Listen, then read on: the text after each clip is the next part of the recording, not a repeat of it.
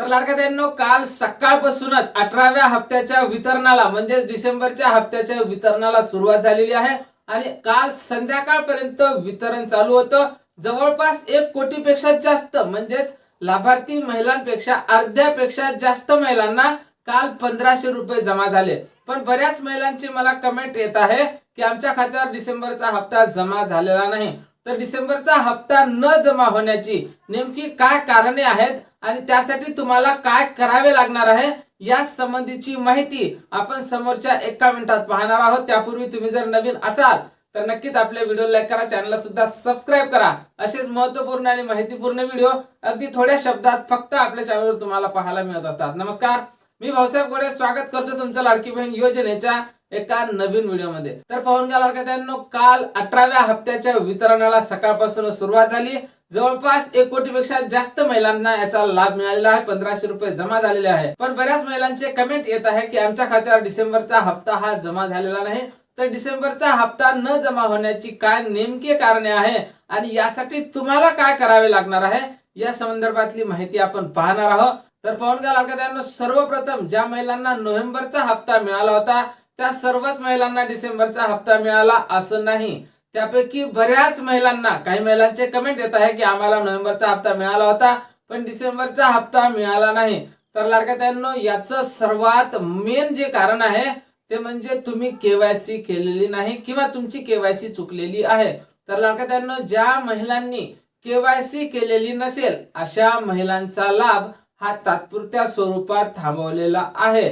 यापुढे सुद्धा त्यांचा लाभ चालू राहील की बंद होईल या संदर्भात सध्या कसलीही माहिती नाही, पण तात्पुरत्या स्वरूपात तुमचा लाभ हा थांबवलेला आहे केवायसी न केलेल्या कारणाने. आणि त्यानंतर तुम्ही जर केवायसी करण्यामध्ये काही चूक केली असेल तर त्यात सुद्धा तुम्ही अपात्र होऊ शकता. त्या कारणाने सुद्धा तुम्हाला लाडकी बहीण योजनेचा जो 18वा हप्ता आहे तो आलेला नाही. आणि त्यानंतर लाडक्यानो, केवायसी मध्ये काही पर्याय निवडायचे होते.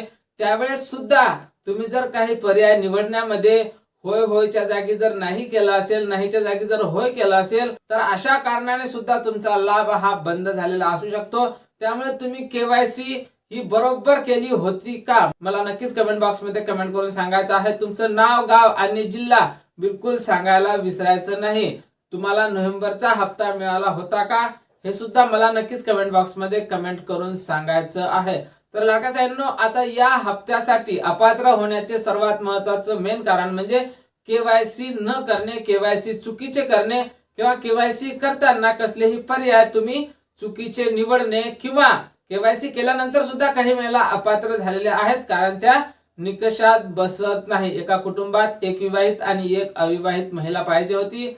त्यात जर तुम्ही 2 विवाहित असाल किंवा 2 अविवाहित असाल तर अशा महिलांचा सुद्धा लाभ बंद केलेला. 1 विवाहित आणि 1 अविवाहित अशा महिलांचाच लाभ हा सुरू राहणार होता. त्यानंतर लाडक्यानो, यासाठी तुम्हाला आता काय करावे लागणार आहे तर पाहून घ्या लाडक्यानो, तुमचे अर्ज जे आहे ते सध्या त्रुटीमध्ये असतील तर ती दुरुस्ती करून तुम्हाला पुन्हा लाभ सुरू होण्याची शक्यता आहे. आणि ज्या महिलांनी केवायसी केलीच नाही तर त्यांच्यासाठी पाहावं लागणार आहे की सरकार पुन्हा केवायसी करण्यासाठी काही मुदत वाढवते काय. जर मुदत वाढवली तर नक्कीच तुम्ही केवायसी करून घ्याल आणि तुम्हाला लाडकी बहीण योजनेचा लाभ हा इथून समोरचा मिळेल. त्यामुळे आता डिसेंबरचा लाभ तर तुमचा मिळणारच नाही. डिसेंबरच्या हप्त्यासाठी तुम्ही अपात्र झालेले आहात. आणि लाडक्यानो, या संदर्भात जशी काही नवीन अपडेट आपल्याकडे उपलब्ध होईल सर्वप्रथम तुम्हाला आपल्या चॅनलवर माहिती पाहायला मिळणार आहे. त्यामुळे तुम्ही जर नवीन असाल तर नक्कीच आपल्या व्हिडिओ लाईक करा, चॅनलला सुद्धा सबस्क्राइब करा. असेच महत्त्वपूर्ण आणि माहितीपूर्ण व्हिडिओ अगदी थोड्या शब्दात फक्त आपल्या चॅनलवर तुम्हाला पाहायला मिळत असतात.